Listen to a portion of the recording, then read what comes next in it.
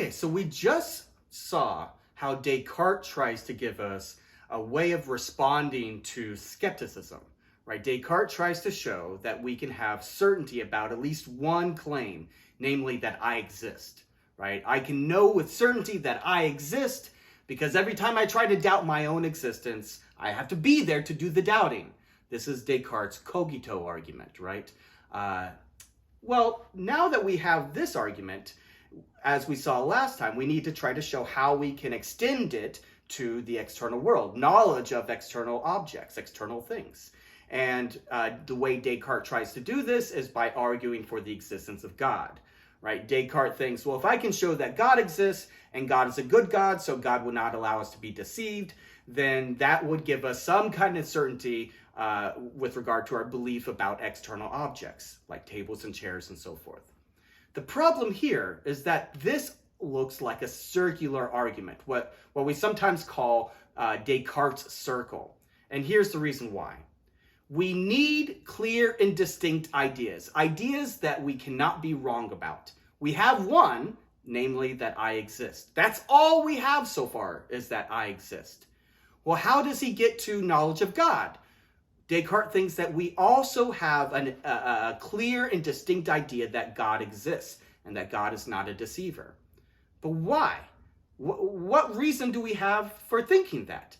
In the Meditations, Descartes offers a couple different arguments in support of this, but each of those arguments depend upon the idea that God exists as a clear and distinct idea. So we need a clear and distinct idea that God exists in order to show that God exists. And then we need the claim that God exists in order to support the claim that tables and chairs exist. But in order to have that, we also need clear and distinct ideas. So it looks like we need clear and distinct ideas that God exists in order to show that God exists. And of course, we need the claim that God exists in order to show that there's an external world. There's tables and chairs. So this is a kind of argument in a circle, which suggests there's something wrong with Descartes' attempt to respond to the skeptic's challenge, right? So here's one way of thinking about where that leaves us. Descartes shows that we can know that I exist. The claim that I exist is true. But all that gives us is that I exist, nothing else. This is called solipsism. Solipsism is the view that only I exist.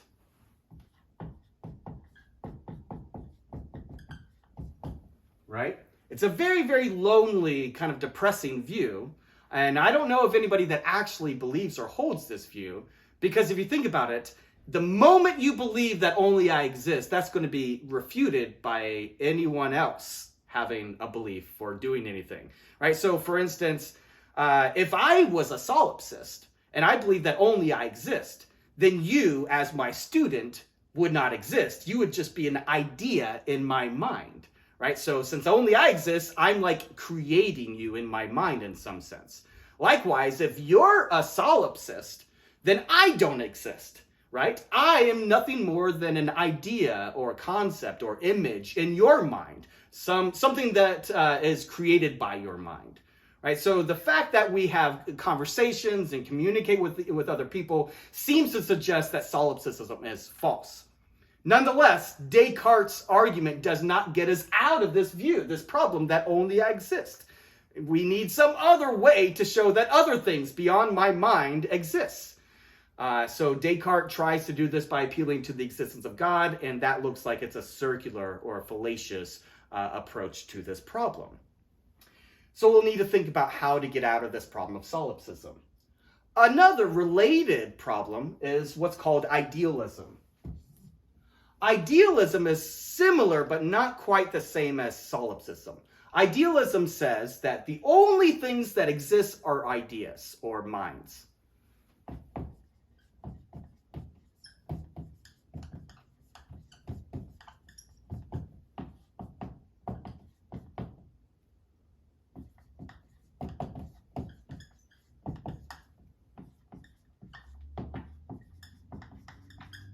Right? So the only things that exist are just ideas in someone's mind.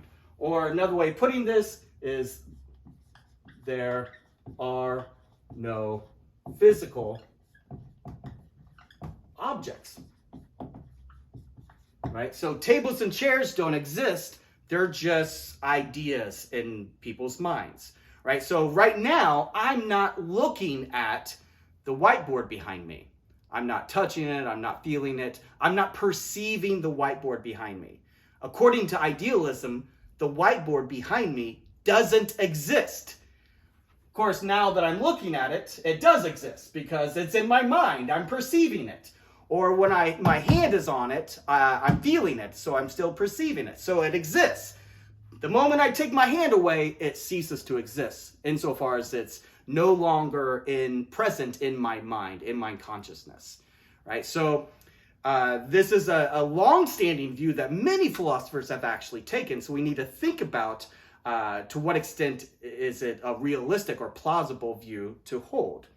One thing to say about idealism is that it says to be is to be perceived.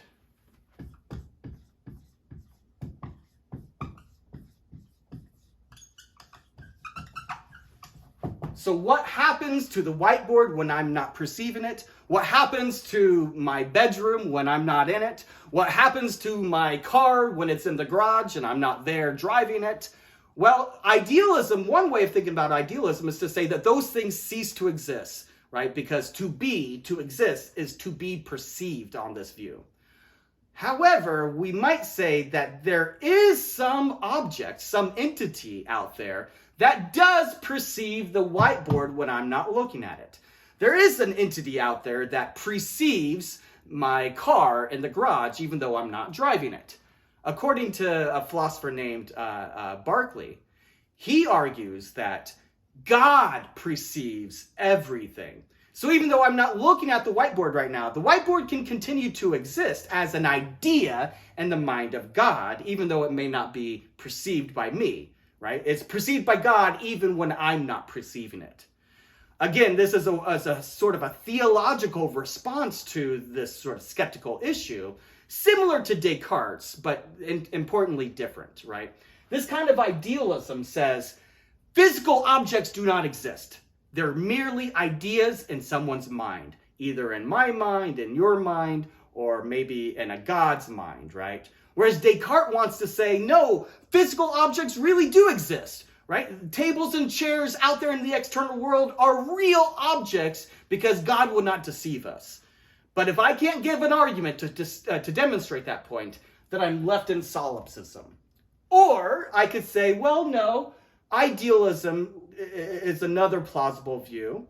It's a view that does reject the existence of physical objects, but nonetheless, it leaves enough elbow room to say objects that we believe are physical objects are not really physical. They're merely ideas in someone's mind, either in my mind, your mind, or maybe in God's mind.